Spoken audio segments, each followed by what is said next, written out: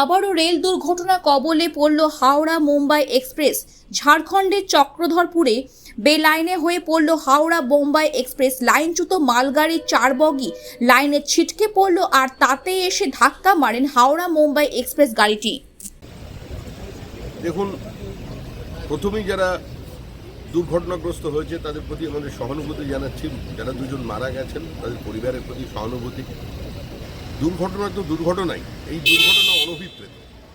সরকার এর ওপরে কঠোর দৃষ্টি রাখছে, কিন্তু আজকে যারা সমালোচনা করছেন দুর্ঘটনা নিয়ে মনে রাখতে হবে সেই মমতা বন্দ্যোপাধ্যায় এই পুরো রেলটাকে আইসিইউতে ঢুকিয়ে দিয়ে চলে গিয়েছিলেন। এটা আমার কথা নয়, এটা তার দলের যিনি মন্ত্রী হয়েছিলেন তিনি করেছিলেন। তার পরবর্তীকালে তাকে সরিয়ে মুকুল রায়কে আনা হয়েছিল, তিনি কি করেছিলেন সকলেরই জানা।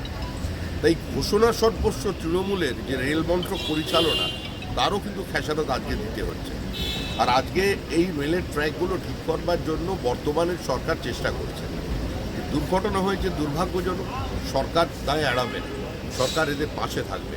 কিন্তু ভারতীয় রেল ব্যবস্থার আধুনিকীকরণের জন্য, রেলওয়ে ট্র্যাকের পরিবর্তনের জন্য এবং সর্বোপরি রেলের নিরাপত্তার জন্য এই সরকার বদ্ধপরিকর।